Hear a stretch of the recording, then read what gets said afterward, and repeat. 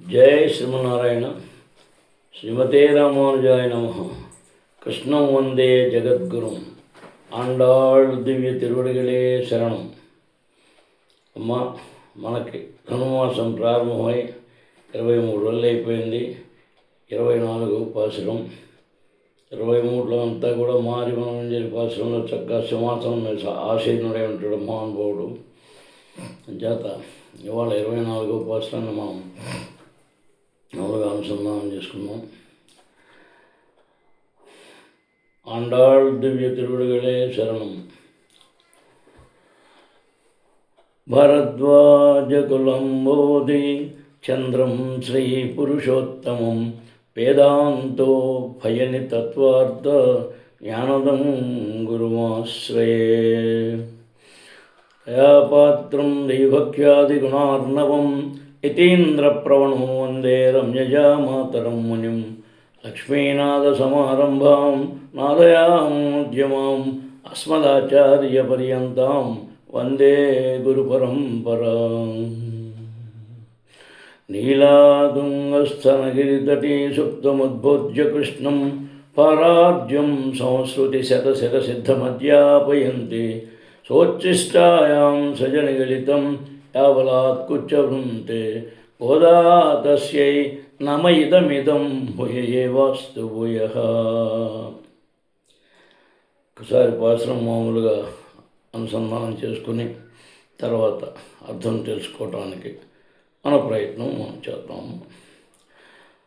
அன்றோ இலகும் அளந்தாய் அடிபோற்று சென்றங்குத்தென்னிலங்கை செத்தாய் திரள் போத்தி பொன்றச் சகடமுதத்தாய் புகழ் போத்தி கண்ணு குளிலாயிருந்தாய் கடல் போற்று குன்று குடையாய் எடுத்தாய் குணம் போத்தி வென்று பகை கெடுக்கும் நின் கையல் வேடு போத்தி என்றென்றும் சேவகமே ஏத்திப்பறை கொள்வான் இன்னியாம் வந்தோம் ఇరంగేలోరింబావాయ్.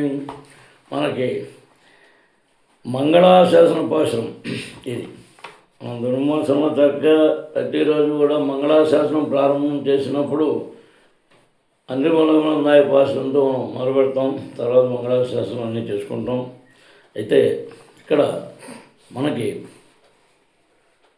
విశిష్టత, పాశనాల విశిష్టత ఒక్కొక్క దాన్ని నిన్న మనం చెప్పుకోలేకపోయాం. అంటే వారం రోజులు బట్టి లేవు కనుక ఇవాళ ఈ పాశనాన్ని అధ్యయనం చేసుకున్నాం కనుక ఒకసారి అర్థం తెలుసుకోవటానికి మనం ప్రయత్నం చేద్దాం.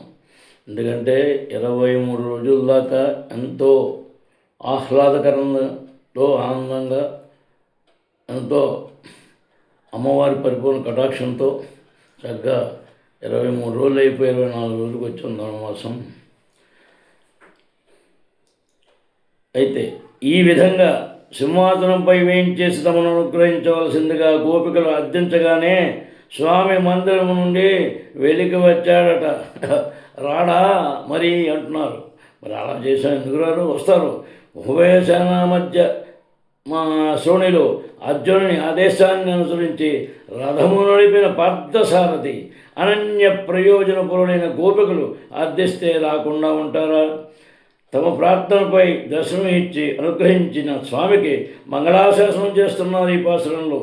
అప్పటి వరకు స్వామి దర్శనం కావాలని కోరికలు కోరిన గోపికలు అలాగా స్వామి దర్శనం కాగానే అది కావాలి ఇది కావాలి అని అడగటం కాక స్వామికి శుభం జరగాలని మంగళాశాసనం చేస్తున్నారు. అయితే పరమాత్మ మనను ఆశీర్వదించాలి కానీ మనం స్వామి మంగళాశాసనం చేయవచ్చా అంటే నిక్షేపంగా చేయవచ్చు. అజ్ఞాన దశలో మన రక్షణకు బాధ్యత మనదే అనుకుంటాం.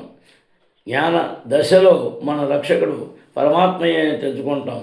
దానికి పై దశ ప్రేమ దశ, ప్రేమాత్మక భక్తి దశ. ఆ స్థితిలో పరమాత్మకే మనం రక్షకులను భావించి అనుభవిస్తాం.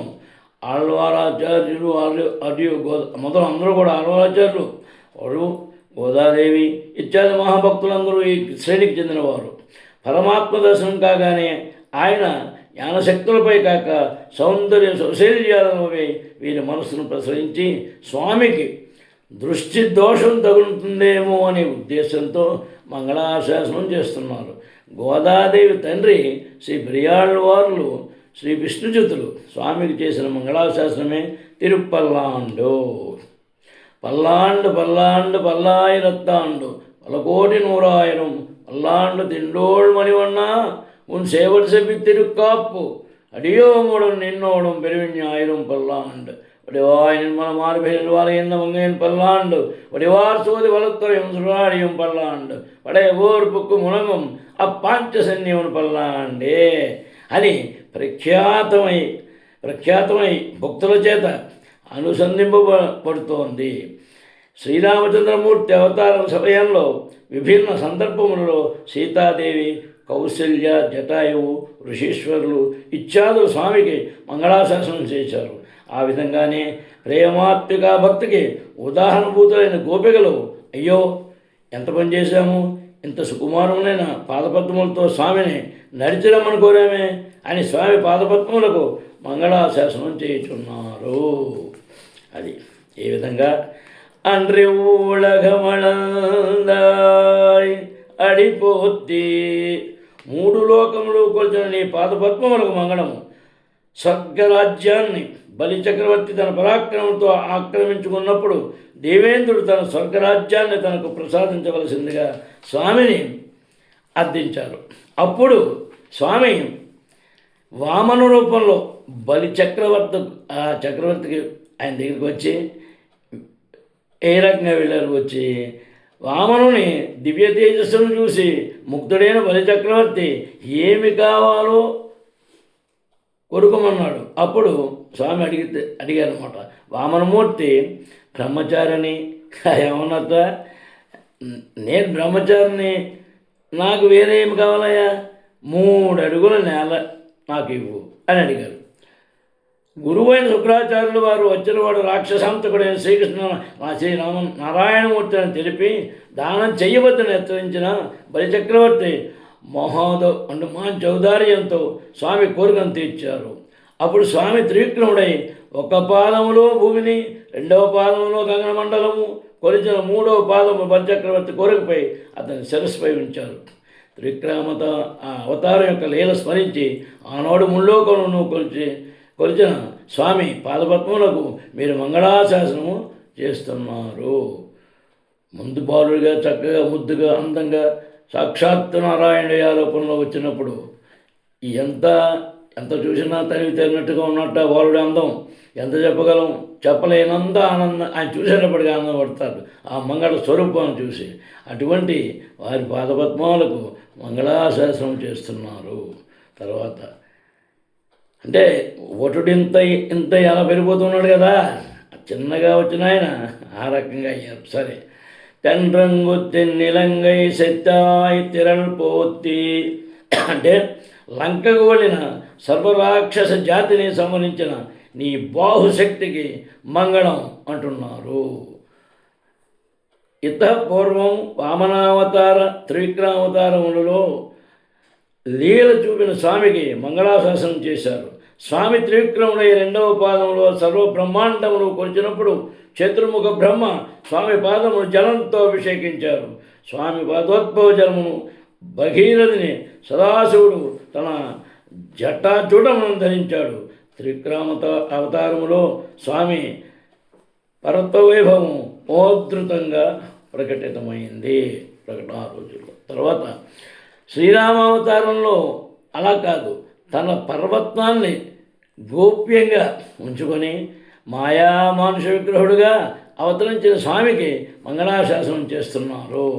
అయ్యో సుకుమారములైన నీ పాదపద్మములతో అరణ్యములన్నిటినీ దాటుకుంటూ లంకకు వెళ్ళారు కదా మరి అని బాధపడుతున్నారు.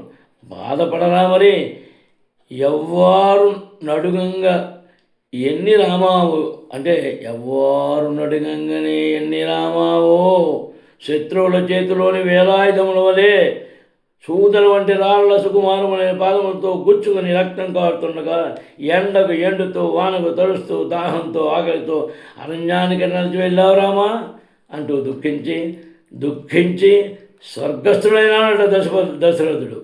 మరి యాగం చేసి ఆ పుత్ర సంతానాన్ని సాక్షాత్తు నారాయణుడే వచ్చాడు. మరి దశరథ మహారాజుకు ఆ రామలక్ష్మణుడు పంపినప్పుడు కూడా ఎవరికి? విశ్వామిత్రుడికి. స్వామి, వాళ్ళు చిన్నవాళ్ళు, ఏమీ తెలియదు, వారి బదులు నేను వస్తానంటాడు ఆయన. ఆ రామచంద్ర ప్రభు మీద అభిమానంతో ఆ కొడుకుని వదలలేక తండ్రి ప్రేమగా. అలా కాదు, మరి ఈ విశ్వామిత్రుడి కంటే అని తెలుసు అది ఎవరు చేయాలి, ఎందుకు చేయాలి, ఏ రకంగా చేయాలని మానవుడు కనుక అది అంటారు. అలాగా అటువంటి కీకారణ్యంలో నుంచి వెళ్ళావా రామా అని ఆవేదన చెందుతున్నారు గోపికలు. పెద్ద పండు కొండకోలోకి వెళ్ళి వీరులు దాన్ని సంహరించినట్లు రావణాసురుని సామ్రాజ్యంలోకి లంకకు వెళ్ళి సపరివారంగా రావణుని సంహరించిన శ్రీరామచంద్రుని బాహుశక్తికి మంగళం అంటున్నారు. తర్వాత పొన్నచ్చగడం ఉదత్తాయ్ పుగళ్పోత్తి శకటాసుర భంజనం చేసిన బాలకృష్ణుని కీర్తికి మంగళాశాసనం చేస్తున్నారు. శ్రీరామావతారంలో వశిష్ఠ విశ్వామిత్రాదుల వద్ద అస్త్ర శస్త్ర విద్య రాష్ట్రములను ఉపదేశం పొందిన తరువాత యవన ప్రాదుర్భావ సంతరం కదా రాక్షస సంహారానికి శ్రీకారం చుట్టాడు. ఇప్పుడు శ్రీకృష్ణావతారంలో అలా కాక అవతరించిన నాటి నుండే దుష్ట సంహారమునకు నాంది ప్రస్తావన ప్రారంభించారు స్వామి. శకటాసుర సంహారం నాటికి స్వామి నెలల పిల్లవాడు అప్పటికి. అమ్మా, మరి కంసుని సంహరించే టైంకి కూడా ఏ రాక్షసుడు ఏ రూపంలో వచ్చి స్వామికి అపకారం తలపెడతాదో తెలియని స్థితి. బండి చక్రమును ఆవేశించిన రాక్షసుని నెలల పిల్లవాడైన బాలకృష్ణుని పాద స్పర్శ తోదముట్టించిందట. మనకు మాత్రమే కాక స్వామికి కూడా రక్షకమైన ఆ శ్రీ పాదపద్మమునకు మంగళాశాసనం చేస్తున్నారు. అది కృష్ణ పరమాత్మ పుట్టిన దగ్గర నుంచి మరి ఆయనంతా ప్రతి నిమిషం, ఎందుకంటే ఆయన మీద ఎక్కువ దృష్టి, రాక్షస దృష్టి, అటు కొంచెం సంహరించాలని ఆ రకంగా ఉంది.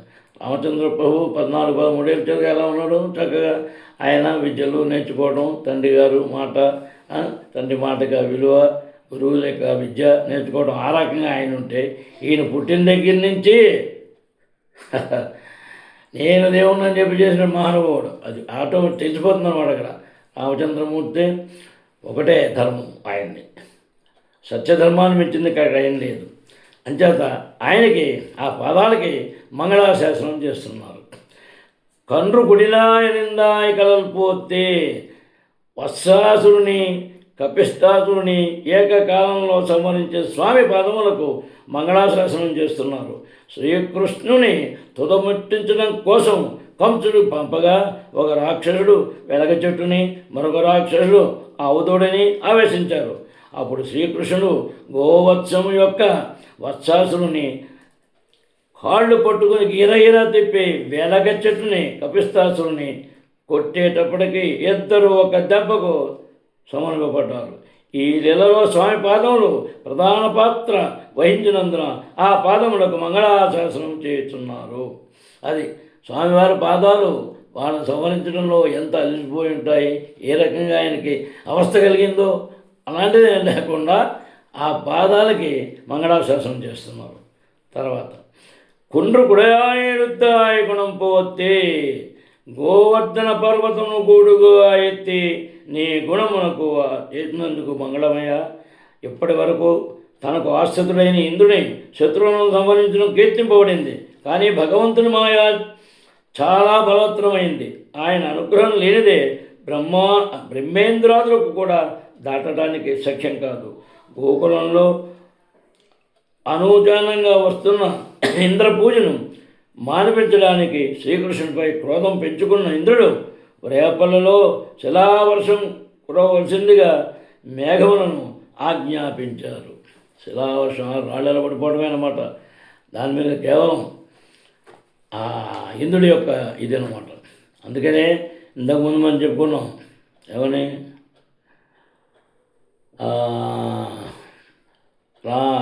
ఆయన ఆ టైంలో ఈ రకంగా ఆ గోపికల గోపులు గోపాలకులు అందరూ కూడా కాపాడే విధంగా ఘోరమైన రాళ్ళవాన కోరి ఇంద్రుడు కురిపింపంగా భారమైన కొండ ఎత్తితివా, గోపకుల మొరవిని పాలకడలి శయనరారా, నే పిలువగాను. అది పూర్వం ఆ పాటలో అన్నిటికీ, అటు కుచేలుడికి, అటు ద్రౌపదికి, అటు ప్రహ్లాదుడికి, ఇటు గజేంద్రుడికి, ఇన్ని రకాలుగా పాటలు ఉంది. అంచేత ఇక్కడ సందర్భం కనుక ఒకసారి చెప్పుకున్నాం ఆ పాటని. ఆ శిలావర్షానికి గోవులు, గోపికలు, గోపకులు, ఆబాల గోపాలం తల్లడిల్లి చల్లా చెదరైపోతుంటే శ్రీకృష్ణుడు గోవర్ధనగిరిని ఎత్తి తన ఎడమ చేతి చిటికిని వేలిపై నిలిపి అందరినీ రక్షించాడు. 7 రోజులు అహోరాత్రములు గోవర్ధనగిరిని వ్రేలిపై నిలిపి ఉంచిన ఆ స్వామి లీలలకు ఆశ్చర్యచకితుడైన దేవేంద్రుడు పశ్చాత్తాప్తుడై స్వామిని కన్నీటితో అభిషేకించి గోవిందా అని కీర్తించాడు. ఆ గోవర్ధనోద్ధరణ లీలలో స్వామి గుణములకు మంగళాశాసనం చేస్తున్నారు. తర్వాత వెన్రుపగై కెడుకం నిన్ కయ్యాల్ వేలు పోతి, శత్రు సంహారము చేసి నీ బల్లెములకు మంగళం చేసింది కనుక అంటున్నారు. నందగోపుని చేతిలో ఎప్పుడూ వేలాయుధం ఉండేదట. తన కుమారునికి ఎవరు ఏ కీడు తలపెడతారో అనే భయంతో వేలాయుధం ధరించే ఉండేవాడట. తండ్రి నుంచి శ్రీకృష్ణునికి సంక్రమించిన వేలాయుధం మరింత అందమును సంతరించుకున్నది. ఆ వేలాయుధమునకు బల్యమునకు మంగళాశాసనం చేస్తున్నారు. என்றென்று உன் சேவகமே ஏத்திப்பறை கொள்வான், ఇంద్రయాం వందోం ఇరంగేలోరెంబావాయ్. నీ కళ్యాణ గుణములకు దివ్య మంగళ విగ్రహమునకు మంగళాశాసనం చేస్తూ నీ కైంకర్య భాగ్యం కోసం నీ వద్దకు వచ్చాము. మమ్ము కృప చూసి అనుగ్రహించు స్వామి అంటున్నారు. చూడండి, అదే మంగళాశాసనం. వారు చేసిన పనులన్నింటికీ వారు ఏ రకంగా ఇబ్బంది పడ్డారు. మరి వారం రోజుల పాటు ఎడమ చేతి చిన్న రోలుతో పట్టుకున్నారంటే ఆ గోవర్ధనాన్ని ఎత్తి పట్టుకున్నారు. ఆ గోపకుల్ని, గోపాలని, మన గోవుల్ని, అక్కడున్న మొత్తం అన్నిటిని కూడా కాపాడటం కోసం ఆ విధంగా స్వామివారు చేశారు. కనుక మమ్ము కృప చూసి అనుగ్రహించి స్వామి మమ్ము చేయవయా అంటున్నారు. అలాగే రెండవ భావార్థంలో అండ్రి ఉలగం ఇత్యాది అహంకార మమకారములతో మ్రగ్గిపోతున్న వారి అహంకార మమకారములు పోగొట్టి వారిని దాసులుగా చేసుకున్న నీ శ్రీపాదములకు మంగళం. అహంకారం ప్రబలంగా ఉన్న ప్రదేశములకు నీవే వెళ్ళి వారిని మార్చడానికి ప్రయత్నం చేసి అనివార్యమైతే పరిమార్చి అయినా రక్షించే నీ బాహుశక్తికి మంగళం. శకటాసును సంహరించినట్టు నీ దాసుల కామక్రోధములు హరించిన నీ వాత్సల్యములకు మంగళం. గోవర్ధన పర్వతమును పైకెత్తి పట్టుకుని గోవులను, గోపికలను, గోపకులను రాళ్లవాన నుండి రక్షించినట్టు ఇతర విషయములనే శిలావర్షం నుండి రక్షించి ఆశ్రితులను నీ కృప ఛత్రఛాయలు భద్రంగా ఉంచిన నీ సౌలభ్య గుణమునకు మంగళం. నిన్ను శరణ వేడిన వారికి ఏ ఆపద రాకుండా రక్షించడం కోసం ఎల్లప్పుడూ ధరించే నీ వేలాయుధమునకు మంగళం. ఈ విధంగా నీ సకల కళ్యాణ గుణములకు నీ మోహనమూర్తికి మంగళాశాసనం చేస్తూ నీ సేవా భాగ్యమును అర్థించి నీ సన్నిధికి వచ్చాము, మమ్ము అనుగ్రహించుము స్వామి అని మనకి ఈ భాషణంలో అందరూ కూడా ఆ మంగళాశాసనం స్వామివారికి చేశారు. మరి మనం ఆ మంగళాశాసనాన్ని అనుసంధానం చేసుకుంటే చాలు. ప్రతిరోజు ఖచ్చితంగా మనం చేసుకుంటాం. ధనుర్మాసంలో మంగళాశాసనం అంటే ముందు ఆ భాషణంతోనే చేస్తాం. తర్వాత మంగళాశాసనాలు రాముడికి, వెంకటరామమూర్తికి, కృష్ణుడికి అన్నీ ఇది చేసుకుంటాం. కానీ ఆ మంగళాశాసనంలో ఆయన చేసిన యొక్క కృత్యాలన్నిటికీ కూడా మనం ఆ రకంగా మంగళాశాసనం చేసుకుని దానివల్ల మనం తరిస్తున్నాం.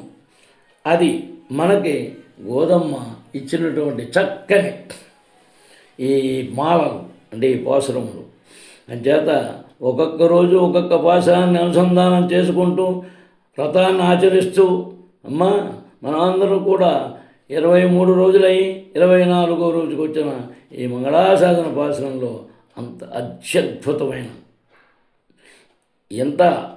ఇంత అని చెప్పలేం.